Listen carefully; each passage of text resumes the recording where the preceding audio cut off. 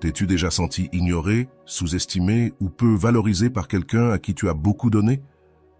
T'es-tu déjà demandé comment faire en sorte que cette personne qui t'a tourné le dos se rende compte de ce qu'elle a perdu? Cette vidéo ne parle ni de vengeance, ni de nourrir l'ego, mais de te montrer comment récupérer ta valeur, redécouvrir ton essence et, au final, faire en sorte que cette personne comprenne l'erreur qu'elle a commise en te laissant partir. Ici, tu ne trouveras pas de solution magique, mais des stratégies pratiques et transformatrices qui te donneront la force de guérir.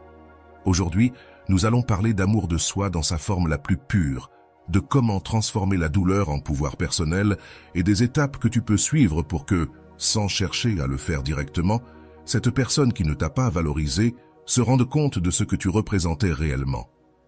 Aujourd'hui, nous allons parler de quelque chose qui, j'en suis sûr, t'intéresse. Comment faire en sorte que cette personne se rende compte de ce qu'elle a perdu. Ce n'est pas une simple vidéo avec des conseils superficiels. Ici, nous allons au fond des choses avec des stratégies basées sur des principes psychologiques qui fonctionnent. Ce que tu apprendras aujourd'hui ne t'aidera pas seulement à récupérer ta dignité face à cette personne, mais aussi à construire une version de toi-même si solide et magnétique que non seulement cette personne, mais n'importe qui autour de toi, se rendra compte de ce que tu vaux réellement.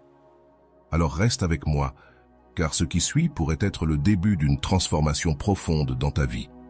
D'abord, mettons quelque chose très clair. Il ne s'agit pas de vengeance ni de manipulation, mais de récupérer ton pouvoir personnel. Rolando le dit parfaitement. Tu ne peux pas contrôler la façon dont les autres te voient, mais tu peux contrôler comment tu te vois toi-même. Et ça change tout. Tu vois, ce processus commence avec toi. C'est une promesse. Si tu appliques ce que tu apprendras ici, non seulement tu feras en sorte que cette personne remarque ce qu'elle a perdu, mais tu te sentiras incroyable avec toi-même. La première chose que tu dois faire est d'arrêter toute recherche désespérée d'attention. Oui, c'est difficile, je sais, mais l'absence peut être plus puissante que la présence lorsqu'elle est stratégique. Laisse de l'espace à cette personne pour qu'elle ressente ce que cela signifie de ne pas t'avoir près d'elle, et pendant ce temps, concentre-toi sur toi. Il n'y a rien de plus attrayant que quelqu'un qui est occupé à construire sa meilleure version. Maintenant, la clé pour faire en sorte que quelqu'un se rende compte de ce qu'il ou elle a perdu est de surprendre, mais pas de la manière à laquelle tu penses. Il ne s'agit pas d'apparaître avec des gestes grandioses, ni d'essayer de les impressionner directement. Il s'agit de te surprendre toi-même. Rolando dit, « Le changement que tu cherches à l'extérieur commence par le changement que tu fais à l'intérieur. Commence par adopter des habitudes que tu as toujours voulu, par exemple, un nouveau hobby, faire de l'exercice ou apprendre quelque chose que tu as toujours remis à plus tard. À ce stade, il est crucial de mentionner quelque chose que beaucoup oublient. L'estime de soi n'est pas négociable. Si tu sens que tu dois prouver ta valeur à quelqu'un, c'est probablement que tu ne la reconnais pas toi-même. Selon Carl Rogers, l'auto-acceptation est le premier pas vers tout changement authentique. Et cela a du sens, car quand tu t'acceptes tel que tu es, les autres commencent à te voir avec des yeux nouveaux. Avant d'aller loin, je te serais reconnaissant si tu mets un j'aime à la vidéo. Cela m'aiderait à continuer de diffuser cette philosophie. Si tu n'es pas encore abonné, je te recommande de t'abonner et d'activer la cloche pour ne manquer aucune vidéo. Passons au point suivant, le silence stratégique. Cela ne signifie pas ignorer, mais rediriger ton énergie vers toi-même. Le silence n'est pas un vide, c'est l'espace où se produisent les transformations les plus importantes, affirme Rolando. En le faisant, tu ne te donnes pas seulement une pause émotionnelle, mais tu crées également une intrigue chez l'autre personne. Tout à coup, tu n'es plus aussi disponible et cela les pousse à se demander pourquoi. Au fur et à mesure que tu travailles sur toi-même, profitant pour t'entourer de personnes qui te valorisent réellement. Rappelle-toi que notre environnement influence beaucoup notre manière de nous sentir et de nous voir. Entoure-toi d'amis et de mentors qui te rappellent ta valeur. Comme dit Rolando, les relations que tu cultives reflètent la façon dont tu te traites toi-même. Faites en sorte qu'elles comptent. C'est incroyable comme cette simple action peut changer ta perspective et la façon dont les autres te perçoivent. Et voici quelque chose que beaucoup négligent, projeter ta nouvelle énergie avec confiance. Il n'est pas nécessaire d'exagérer ni de prétendre être ce que tu n'es pas. Quand tu travailles réellement sur toi-même, cette confiance surgit naturellement. La psychologie le soutient. Selon Albert Bandura, lorsque tu crois en tes capacités, tu projettes cette croyance dans chaque interaction. Résultat, tu impactes plus que tu ne l'imagines. Mais attention, car voici un détail crucial. Ne t'attends pas à des résultats immédiats. Changer la façon dont quelqu'un te perçoit prend du temps. Cependant, comme le dit si bien Rolando, le changement que tu fais pour t'impressionner toi-même dure bien plus longtemps que celui que tu fais pour impressionner les autres. C'est important, car cela évite que tu dépendes d'une réponse extérieure pour te sentir bien. Il est essentiel que tu comprennes une chose dès le début. Il ne s'agit pas de changer pour quelqu'un d'autre, mais pour toi-même. Bien souvent, nous tombons dans le piège de penser que nous devons être d'une certaine manière pour plaire aux autres. Mais qu'en est-il de te plaire à toi-même? Rolando le dit avec précision. Ton plus grand pouvoir réside dans le fait de devenir la personne que tu admires, et non celle que les autres attendent. Alors commence par te demander ce que tu dois changer pour te sentir plus authentique avec toi-même. L'étape suivante dans ce processus est de redéfinir ton récit personnel. Cela signifie que tu dois arrêter de te raconter des histoires où tu es la victime ou où tu dois prouver quelque chose à quelqu'un. Au contraire, crée un récit où tu es le héros de ta propre histoire. Selon Jung, le voyage vers l'individuation commence lorsque nous cessons de chercher chez les autres ce que nous devons trouver en nous-mêmes. Ton histoire change lorsque tu choisis de prendre le contrôle. Un autre élément clé est de cultiver ton indépendance émotionnelle. Il ne s'agit pas seulement d'indépendance financière ou physique, mais de ne pas dépendre émotionnellement de la validation des autres. Rolando, quand tu cesses de chercher l'approbation extérieure, tu trouves une liberté qui te rend irrésistible. Ce type d'indépendance est magnétique, car il transmet de la sécurité et de la confiance. As-tu remarqué comment les gens qui semblent plus sûrs d'eux attirent plus? Ce n'est pas un hasard, la confiance en soi est contagieuse. Même si tu ne te sens pas complètement sûr de toi, commencer à agir avec confiance peut t'aider à construire cette sensation. Cela est soutenu par la théorie de l'auto-efficacité de Bandura, qui soutient que nos croyances en nos capacités influencent directement notre succès. Alors, pratique cette confiance jusqu'à ce qu'elle soit réelle. Un conseil pratique pour y parvenir est de fixer de petits objectifs atteignables. Par exemple, propose-toi d'apprendre quelque chose de nouveau, comme une langue ou une compétence que tu as toujours voulu maîtriser. Chaque fois que tu réussis quelque chose, aussi petit soit-il, tu renforces ton estime de toi. Rolando explique, le succès ne se mesure pas à la grandeur de l'accomplissement, mais à la constance avec laquelle tu avances vers tes objectifs. De plus, ne sous-estime pas le pouvoir d'une transformation extérieure. Ce n'est pas juste superficiel. Changer quelque chose dans ton apparence peut influencer la façon dont tu te sens à l'intérieur. Une nouvelle coupe de cheveux, mettre à jour ta garde-robe ou même adopter un nouveau style peuvent être des étapes puissantes vers l'auto-affirmation. Comme on dit en psychologie, le changement souvent précède le changement intérieur. Mais voici quelque chose que beaucoup ne prennent pas en compte, l'impact des soins personnels sur ton énergie émotionnelle. Prends du temps pour prendre soin de toi physiquement. Fais de l'exercice, mange bien, dors suffisamment. Rolando résume cela brillamment. Ton corps est le reflet de la façon dont tu te traites. Si tu ne prends pas soin de toi, pourquoi attendre que quelqu'un d'autre le fasse pour toi? Cette habitude améliore non seulement ta santé, mais aussi la façon dont tu projettes ton énergie. Un autre point que tu dois considérer est la gratitude pour ce que tu as et ce que tu es. Souvent, nous nous concentrons tellement sur ce que nous voulons accomplir ou sur la manière dont nous voulons changer que nous oublions d'apprécier ce que nous avons déjà. La gratitude génère une énergie positive qui non seulement te bénéficie à toi, mais se diffuse aussi aux autres. C'est essentiel pour attirer des personnes qui valorisent réellement ton essence.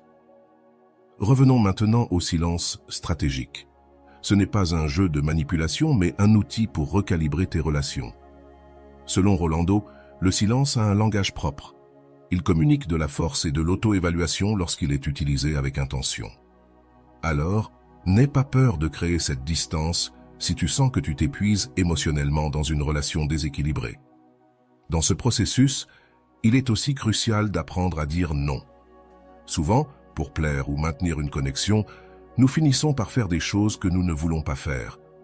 Pratiquer le non de manière ferme mais respectueuse est un signe de limite claire et, comme l'explique Rolando, dire non quand c'est nécessaire est un acte d'amour de soi. Si cela t'inspire à prioriser, écris dans la boîte de commentaires « Je suis ma priorité ». Tu remarqueras sûrement, en appliquant ces stratégies, que ton cercle social commencera à changer. Tout le monde n'est pas prêt à accepter ta nouvelle version. Certaines personnes pourraient s'éloigner, et c'est bien. Selon la théorie de la dissonance cognitive de Festinger, les gens ont tendance à s'éloigner de ceux qui remettent en question leur perception. L'essentiel est que tu continues à te concentrer sur ta croissance. Dans le domaine psychologique, ce processus de transformation s'appelle l'individuation, un terme introduit par Jung. Ce concept fait référence au chemin pour devenir réellement toi-même, sans masque ni conditionnements externes, et bien que cela puisse être un chemin solitaire au début, c'est incroyablement libérateur. Enfin, souviens-toi que tu ne fais pas cela pour que quelqu'un revienne dans ta vie, mais pour t'assurer que, si cela se produit, ce sera avec un respect renouvelé pour ce que tu es maintenant. Et si cela ne se produit pas, tu auras gagné quelque chose d'encore plus précieux, l'amour et l'approbation de toi-même. La clé ici est de rester constant et authentique. Il ne s'agit pas d'impressionner quelqu'un, mais de vivre une vie qui te rend complet. Comme le dit Rolando, la meilleure façon de prouver ta valeur, c'est de la vivre tous les jours. La psychologie montre que nos relations, qu'elles soient amicales ou amoureuses, sont le reflet de notre propre estime de soi et de notre perception personnelle. Si à ce moment précis tu sens que quelqu'un ne te valorise pas comme tu le mérites, c'est le moment parfait pour analyser comment tu te valorises toi-même. Rolando résume parfaitement cela. La relation la plus importante que tu auras dans ta vie, c'est avec toi-même. Si tu n'apprends pas à te prioriser, personne d'autre ne le fera. Ce point de départ est crucial, car changer la façon dont tu te vois affecte directement la façon dont les autres te perçoivent. D'abord, nous devons parler du pouvoir de l'esprit dans ce processus. Des psychologues comme Carl Rogers soulignent que notre image de soi façonne nos expériences. Si tu crois que tu ne mérites rien de mieux, tu l'accepteras inconsciemment.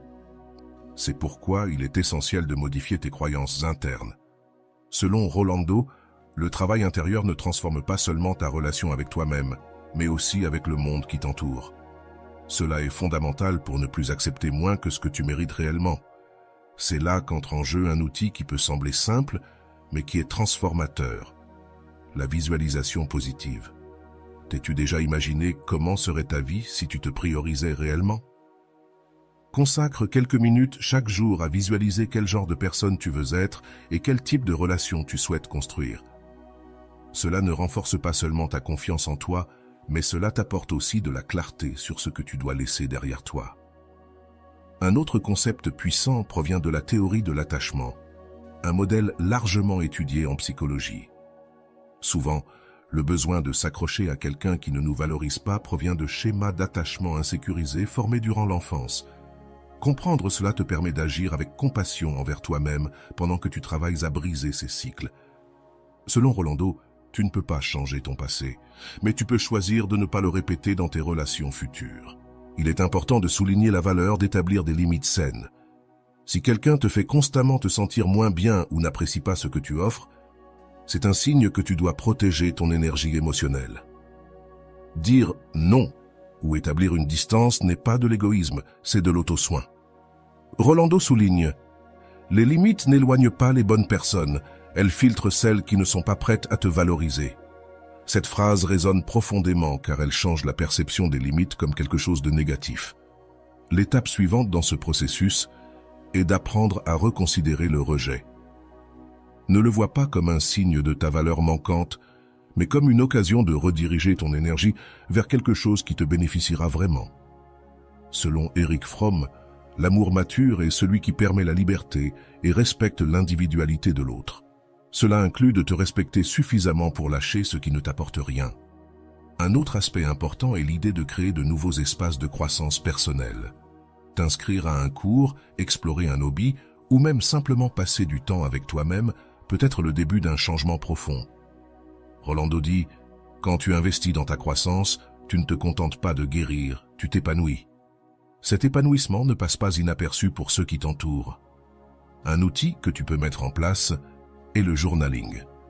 Consacre quelques minutes chaque jour à écrire sur tes émotions, tes objectifs et tes réussites. Cela t'aide à traiter ce que tu ressens et à identifier des schémas qui pourraient te freiner. De plus, cela renforce ton sentiment de contrôle et de direction dans la vie. En avançant sur ce chemin, il est possible que tu traverses des moments de doute. C'est normal. Selon Rolando, le changement n'est pas linéaire. Il y aura des jours où tu reculeras, mais l'important est de continuer.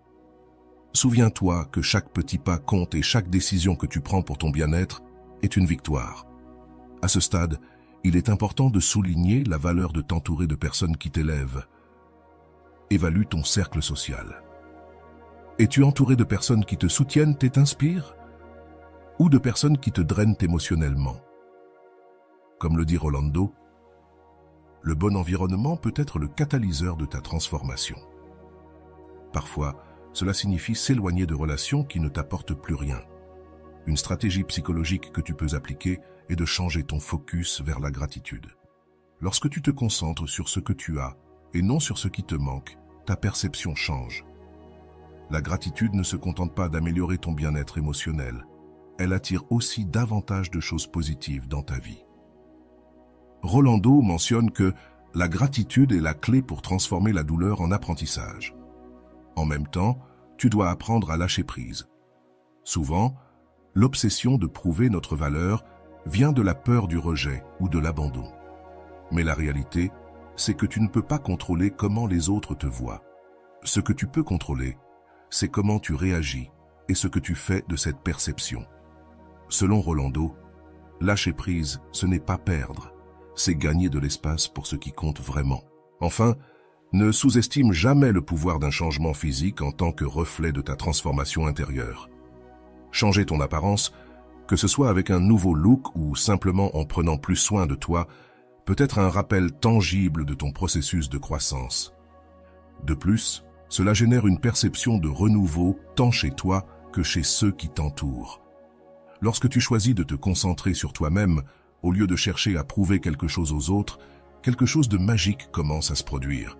Il ne s'agit pas seulement d'un changement de perception extérieure, mais d'une transformation intérieure qui redéfinit tout ce que tu es.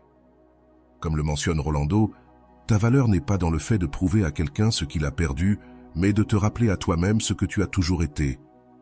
Cette perspective ne t'auto-valorise pas seulement, elle te libère aussi du poids de chercher une validation externe. Une stratégie puissante sur ce chemin est la pratique des affirmations positives. Ce ne sont pas de simples phrases motivantes, mais des rappels de ta valeur. Répète des choses comme « Je mérite l'amour et le respect »,« Mon bien-être est ma priorité » ou « Je suis complet tel que je suis ». Cela, avec le temps, commence à reprogrammer ton esprit et renforce ton estime de soi. De plus, il est crucial que tu reconnaisses tes réalisations, même les plus petites. Bien souvent, nous nous concentrons sur ce que nous n'avons pas accompli, oubliant de célébrer ce que nous avons réussi. Selon Rolando, la façon dont tu te parles à toi-même définit ta réalité. Si tu te traites durement, le monde te renverra cela. Si tu te traites avec amour, tu attireras la même chose.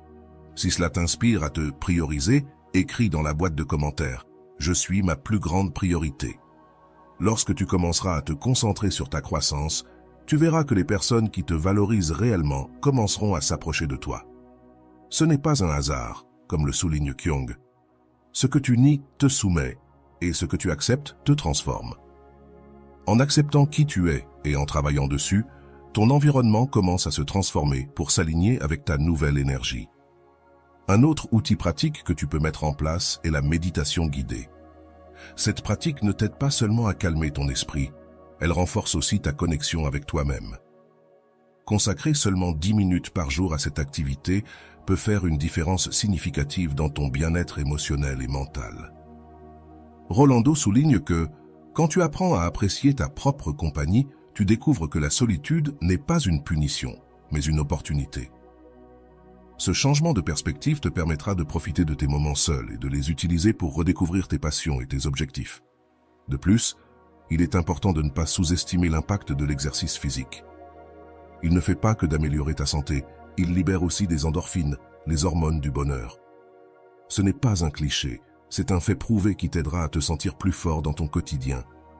Au fur et à mesure de ton processus, il est probable que tu traverses des moments de doute ou de nostalgie. C'est tout à fait normal. Selon Rolando, le progrès n'est pas linéaire, mais chaque pas que tu fais, même lors des jours difficiles, est un rappel de ta force. Permets-toi de ressentir et d'apprendre de ces moments. Une pratique intéressante est le jour sans réseaux sociaux. Se déconnecter des opinions externes, même pour une journée, peut t'aider à te reconnecter avec toi-même et à prendre un moment de répit face à la constante nécessité de te comparer. Il est également essentiel de te rappeler que la croissance n'a pas de point final. Comme le décrit Rolando, s'aimer n'est pas une destination, c'est un voyage.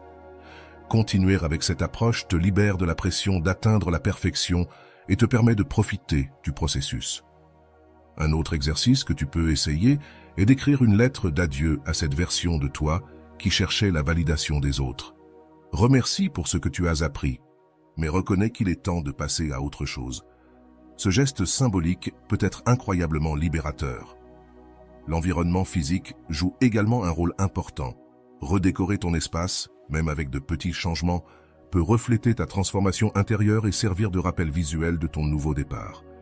D'autre part, assure-toi de t'entourer de personnes qui t'inspirent et te soutiennent. Selon Rolando, l'amour-propre fleurit dans un environnement où tu es valorisé et respecté. Si ce n'est pas le cas dans ta vie actuelle, il est temps de le chercher. Un point clé que nous ne pouvons ignorer est l'importance de se pardonner soi-même. Peut-être as-tu fait des erreurs ou permis des choses que tu ne tolérerais plus aujourd'hui, mais cela ne définit pas qui tu es maintenant. Le pardon n'est pas pour les autres, c'est pour te libérer toi-même. En fin de compte, l'objectif n'est pas seulement de montrer ce que quelqu'un d'autre a perdu, mais de construire une vie tellement pleine et authentique que ce que les autres pensent ou ressentent devient insignifiant. C'est le véritable pouvoir de la transformation personnelle. Je veux que tu réfléchisses à ce qui te retient réellement de faire ce pas vers ta meilleure version. Est-ce la peur? L'incertitude? Si c'est le cas, souviens-toi que tous les grands changements commencent par un premier pas. Aujourd'hui peut être ce jour pour toi. C'était une matinée tranquille lorsque Béatrice, une femme dans la cinquantaine, s'assit dans son fauteuil préféré avec une tasse de café à la main. Depuis qu'elle avait divorcé d'Alejandro, sa vie avait pris un tournant inattendu. Après plus de 2 décennies de mariage, la fin de la relation l'avait laissée dans un vide émotionnel duquel elle pensait ne jamais se remettre. Mais ce matin-là, quelque chose commença à changer. Elle avait réfléchi à une vidéo qu'elle avait récemment vue de Rolando, un psychologue dont les mots semblaient lui être adressés directement. « Laisser partir ceux qui ne te valorisent pas n'est pas la fin, Béatrice. C'est le début de la version la plus authentique de toi-même, » disait-il dans son cours. Cette phrase la frappa comme un éclair. Elle ferma les yeux, laissa échapper un profond soupir et se promit que ce jour-là serait le premier pas vers sa transformation. Béatrice commença par quelque chose de simple, éliminer la chaise du salon qui avait toujours appartenu à Alejandro.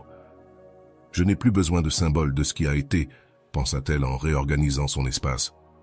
Chaque changement, aussi petit soit-il, lui semblait un acte d'amour propre. Elle décida de renouer avec ses passions, celles qu'elle avait mises de côté pendant des années, sa passion pour la peinture et son amour des livres de poésie. Quelques jours plus tard, en se promenant dans le parc, elle rencontra une vieille amie, Claudia. En partageant un café, Béatrice lui confie qu'elle était en train de se reconstruire après le divorce. Claudia, qui avait elle aussi traversé une expérience similaire, lui recommanda le cours de Rolando, qui avait déjà aidé de nombreuses personnes à se retrouver. Béatrice n'hésita pas et s'inscrivit le soir même. Le cours de Rolando lui offrit des outils qu'elle n'avait jamais imaginé utiliser. Elle apprit à établir des limites saines, à prioriser son temps et surtout à se reconnecter avec la Béatrice qu'elle avait oubliée à un moment de son mariage. Une des tâches consistait à écrire une lettre d'adieu, pas à Alejandro, mais à la version d'elle-même qui cherchait toujours la validation extérieure. « Merci pour ce que j'ai appris, mais maintenant je choisis d'avancer », écrivit-elle en larmes. Au fur et à mesure des semaines, la transformation de Béatrice était évidente. Ses amis remarquèrent que son ton de voix avait changé, que ses pas étaient plus fermes et que son rire était redevenu authentique. Même sa fille, qui avait été témoin de la douleur de sa mère, lui dit « Maman, je ne t'avais jamais vue aussi épanouie. » Ces mots furent un baume pour son âme. Un jour, alors qu'elle se promenait dans une foire d'art, quelque chose au fond de la galerie attira son attention. Une peinture qui reflétait parfaitement ce qu'elle ressentait à ce moment précis. Sans hésiter, elle décida de l'acheter et de la suspendre dans son salon, comme un rappel que sa vie était pleine de possibilités. Béatrice poursuivit son processus de transformation avec une détermination qui étonnait ceux qui la connaissaient. Elle n'était pas seulement la femme qui surmontait un divorce, mais une nouvelle version d'elle-même qui trouvait chaque jour plus de raisons de célébrer son existence. Un matin, en écoutant un des modules du cours de Rolando, quelque chose résonna profondément en elle. Tu ne peux pas changer ce qui s'est passé, mais tu peux choisir ce que tu en fais. Ces mots devinrent son mantra quotidien. Elle décida de mettre en œuvre l'un des exercices les plus difficiles du cours, affronter ses peurs. L'une d'elles consistait à retourner à des événements sociaux. Pendant des années, elle avait dépendu d'Alejandro comme de son ancre sociale. Mais maintenant, elle savait qu'elle devait être sa propre compagnie. Elle s'inscrivit à un cours de yoga en plein air organisé le week-end dans le parc. Bien qu'au début, cela lui fut difficile, elle découvrit rapidement que profiter de ces moments seuls était une expérience puissante et libératrice. Lors d'un de ces jours de yoga, elle rencontra un groupe de femmes de son âge qui avaient revécu des expériences similaires. Chacune partagea son histoire, et ensemble, elles commencèrent à former un cercle de soutien. Béatrice fut surprise d'entendre comment les enseignements de Rolando résonnèrent également en elle. Bien que certaines cherchaient encore la motivation pour entamer leur propre voyage de transformation, cela l'inspira à partager ses apprentissages et à être un exemple pour les autres. Un jour, l'une de ces femmes lui demanda comment elle avait trouvé la force d'aller de l'avant. Béatrice, avec un sourire serein, répondit « Tout a commencé le jour où je me suis rendu compte que je ne pouvais plus attendre que d'autres me donnent ce que je devais me donner à moi-même. Lorsque j'ai vu le cours de Rolando, j'ai eu l'impression qu'il me parlait directement et j'ai décidé de passer à l'action. » C'est alors que Béatrice comprit qu'elle ne se reconstruisait pas seulement, mais qu'elle inspirait également les autres. Au fur et à mesure de son avancée, elle se retrouva avec ses passions. Elle reprit la peinture, un art qu'elle avait abandonné des années auparavant. Ses premières œuvres étaient le reflet de ses émotions, des couleurs vibrantes mêlées à des coups de pinceau qui exprimaient sa libération. Elle osa même exposer dans une petite galerie locale, quelque chose qu'elle n'aurait jamais imaginé faire. Chaque compliment qu'elle recevait renforçait son estime de soi et lui rappelait que sa valeur ne dépendait pas de la validation extérieure. La transformation de Béatrice eut également un impact sur ses relations sociales. Ses amis, qui la voyaient auparavant comme la Béatrice timide et dépendante, admiraient désormais sa force et sa confiance. Certains cherchèrent même ses conseils pour surmonter leurs propres difficultés émotionnelles. Béatrice mentionnait toujours Rolando et comment ses enseignements avaient été essentiels pour entamer son voyage. Dans l'un des modules finaux du cours, Rolando parlait de l'importance de trouver un but au-delà de soi-même. Inspirée par ces mots, Béatrice décida de s'engager dans des activités de bénévolat. Elle commença à donner des cours de peinture à des enfants dans un centre communautaire. Chaque sourire, chaque œuvre terminée, lui procurait une sensation de plénitude qu'elle n'avait jamais connue auparavant. Son temps en tant que bénévole l'amena également à rencontrer des personnes pleines d'énergie renouvelée. Lors de l'une de ses classes, elle rencontra Mariano, un veuf qui partageait sa passion pour l'art. Leurs conversations commencèrent de manière informelle, mais elles se transformèrent rapidement en un échange profond sur la vie, les rêves et les secondes chances.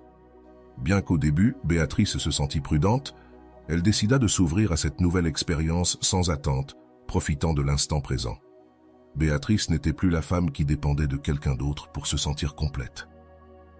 Elle était désormais une femme indépendante, forte et en paix avec elle-même.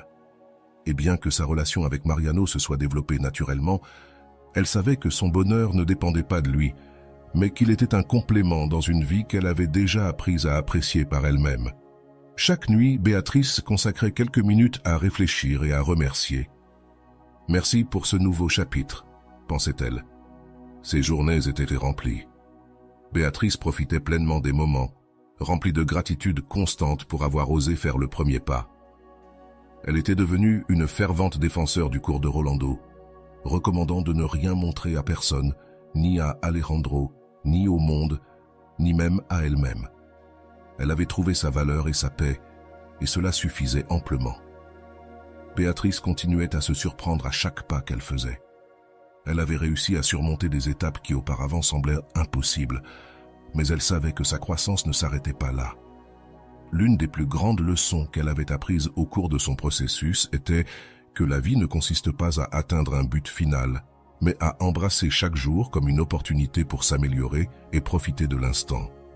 Un après-midi, alors qu'elle passait en revue les exercices du cours de Rolando, elle trouva un module qui parlait de la clôture des cycles en suspens. Bien qu'elle pensait avoir laissé tout cela derrière elle, elle se rendit compte qu'il lui restait des choses à résoudre avec Alejandro, non pas parce qu'elle voulait l'affronter, mais parce qu'elle avait besoin de se libérer totalement de toute énergie résiduelle que cette relation aurait pu laisser. Elle décida de lui écrire une lettre, non pour l'envoyer, mais pour exprimer tout ce qu'elle avait ressenti, ce qu'elle avait appris et, surtout, à quel point elle était reconnaissante pour le chapitre qu'ils avaient partagé. À la fin de la lettre, elle ressentit une paix immense. Elle la rangea dans son tiroir comme un symbole de sa libération émotionnelle. À ce moment-là, elle comprit que lâcher prise ne signifiait pas oublier, mais apprendre à vivre avec ce qui a été sans que cela ne pèse sur le présent. Cette nuit-là, elle dormit mieux que jamais. Avec le temps, Béatrice commença à remarquer comment son bien-être influençait les personnes autour d'elle. Des amis qui paraissaient auparavant distants commencèrent à se rapprocher à nouveau, et même certains membres de sa famille, qui avaient remis en question ses décisions lors de sa séparation, la regardaient désormais avec admiration et respect. Béatrice n'avait pas besoin de leur validation, mais savoir que son processus inspirait les autres la remplissait de fierté. Un jour, lors d'une réunion familiale, sa sœur cadette lui avoue « Je t'admire beaucoup. Je n'ai jamais cru que quelqu'un pourrait changer autant en si peu de temps. Tu m'as appris qu'il n'y a pas d'âge pour recommencer. » Béatrice, avec un sourire tranquille, répondit « Ce n'est pas facile, mais quand tu décides de t'aimer toi-même, tout commence à changer. » Béatrice retrouva également son intérêt pour la lecture. Elle commença à dévorer des livres sur le développement personnel, la psychologie et les relations humaines. L'un des livres qui l'impacta le plus avait été recommandé dans le cours de Rolando et contenait une phrase qui resta gravée dans son esprit. « L'amour de soi n'est pas un luxe, c'est une nécessité. » Depuis ce jour, chaque décision qu'elle prenait passait par ce filtre. Est-ce que cela me rapproche ou m'éloigne de mon bien-être? Un matin, pendant sa pratique du yoga, son instructrice lui annonça qu'un retrait spirituel était prévu pour le mois suivant. Sans hésiter une seconde, Béatrice décida de s'y inscrire. Elle savait que c'était une occasion de plonger encore plus profondément dans la découverte de soi. Au retrait, elle eut l'occasion de méditer, de réfléchir et de partager son histoire avec des personnes qui cherchaient également à guérir. Ce fut une expérience transformatrice qui renforça son engagement envers elle-même. Pendant le retrait, il y eut un exercice où chaque participant devait se regarder dans le miroir et dire à haute voix 3 choses qu'il admirait chez lui-même. Béatrice, qui quelques années plus tôt ne pouvait à peine soutenir son propre regard, le fit maintenant avec fermeté et confiance. « Tu es forte, tu es précieuse et tu mérites tout le bien que la vie a à t'offrir. » Elle se dit cela tandis qu'une larme coulait sur sa joue. Ce fut un moment puissant qui marqua un avant et un après dans son processus. De retour du retrait, Béatrice se sentit plus connectée à son objectif. Elle décida de lancer un petit projet de mentorat pour les femmes qui, comme elle, cherchaient à se reconstruire. Elle commença par offrir des conférences gratuites au centre communautaire de son quartier. Rapidement, davantage de personnes commencèrent à s'intéresser et son projet grandit bien plus que ce qu'elle avait imaginé. Lors d'une de ses conférences, elle partagea une anecdote concernant un conseil que Rolando avait donné dans une de ses vidéos. Lorsque tu t'accordes la permission d'être celui que tu es vraiment, sans peur du jugement, tu découvres une force qui a toujours été en toi. Béatrice l'avait prouvé dans sa propre vie et aidait désormais les autres à en faire de même. Son histoire parvint même sur les réseaux sociaux, où une amie partagea une petite vidéo d'une de ses conférences. La publication devint virale et des personnes de différentes régions commencèrent à lui envoyer des messages pour la remercier de son inspiration. Béatrice n'avait jamais cherché la célébrité ni la reconnaissance, mais savoir que son expérience avait un impact sur les autres la remplissait de gratitude. Un jour, en lisant les commentaires sous une de ses publications, elle reçoit un message inattendu d'Alejandro. Dans celui-ci, il lui disait qu'il avait entendu parler de ses conférences et qu'il était impressionné par tout ce qu'elle avait accompli. Bien que le message fût amical, Béatrice le lut avec une distance émotionnelle. Elle ne ressentait plus le besoin de répondre ni de lui prouver quoi que ce soit. Elle savait que sa croissance ne dépendait plus de lui. Plutôt que de se concentrer sur le passé, Béatrice continua à investir dans son avenir. Elle décida de s'inscrire à un cours avancé de développement personnel et d'explorer de nouvelles façons de grandir. Chaque jour était une occasion d'apprendre quelque chose de nouveau et de se rapprocher de la femme qu'elle avait toujours voulu être. Avec le temps, Béatrice remarqua quelque chose d'incroyable. Sa vie ne tournait plus autour de ce qu'elle avait perdu, mais autour de tout ce qu'elle était en train de gagner. La paix, la confiance, les nouvelles amitiés et les projets qui la rendaient heureuse étaient sa plus grande récompense. Sa fille, voyant tout l'impact positif que Béatrice avait sur sa vie, décida de suivre ses pas et de suivre l'un des cours de Rolando. « Si cela t'a tant transformé, maman, je veux savoir comment cela pourrait changer ma vie, » lui dit-elle. Béatrice, émue, l'encouragea à franchir ce premier pas. En réfléchissant à tout ce qu'elle avait vécu, Béatrice réalisa que sa plus grande réussite n'était pas d'être reconstruite, mais de s'être retrouvée.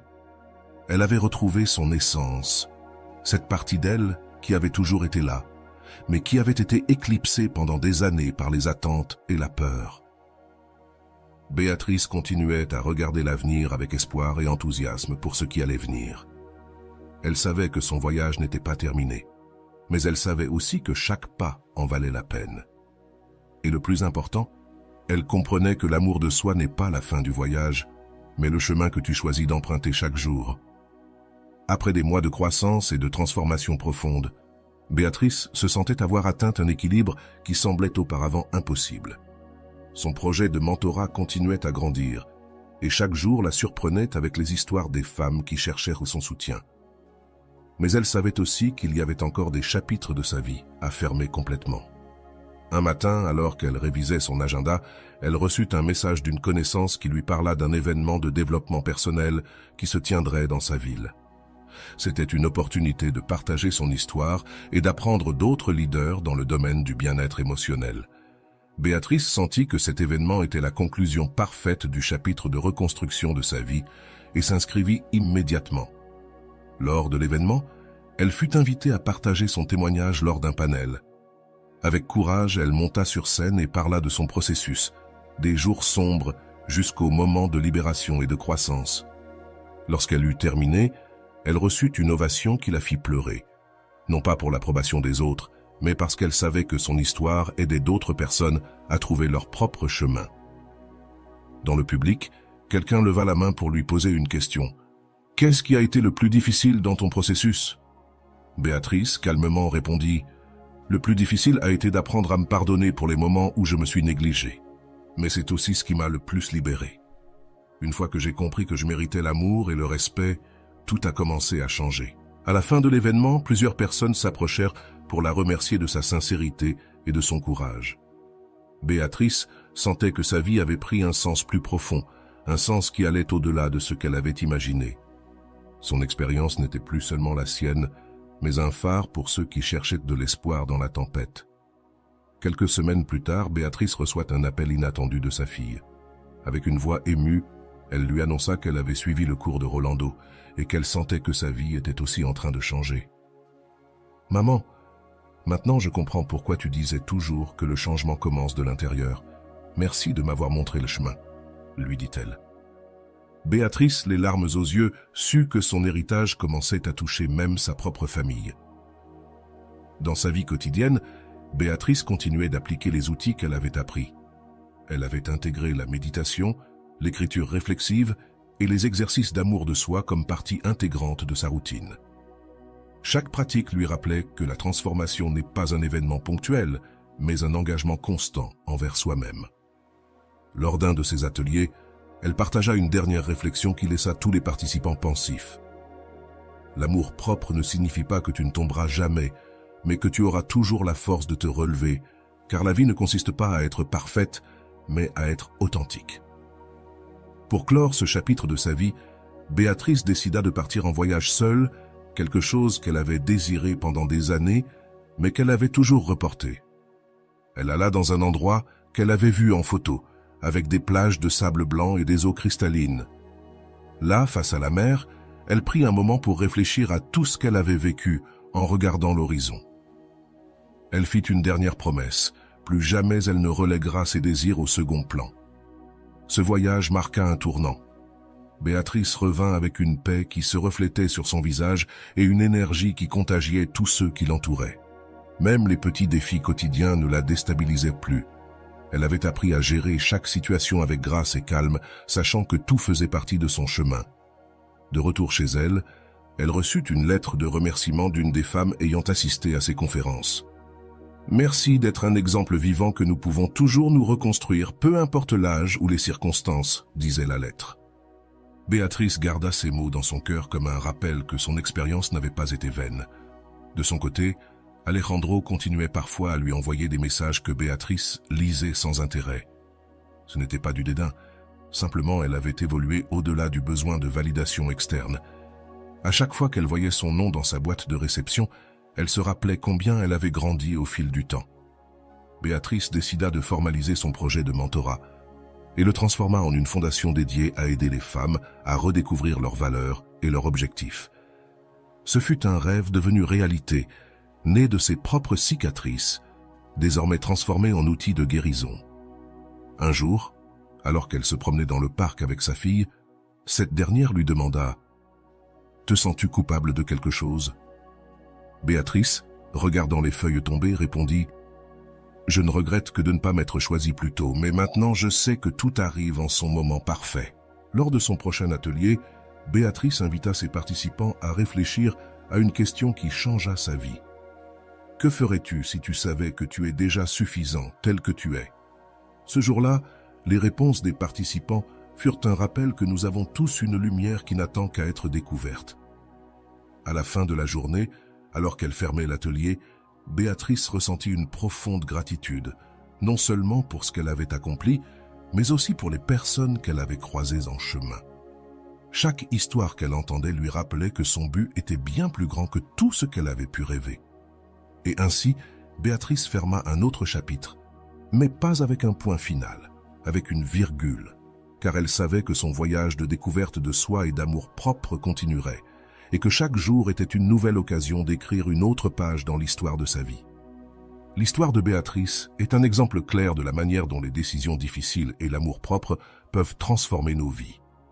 Du point de vue psychologique, son voyage nous montre les dynamiques émotionnelles auxquelles nous faisons face lorsque nous dépendons de la validation externe et comment la reconnexion avec notre essence nous libère de ces schémas nuisibles.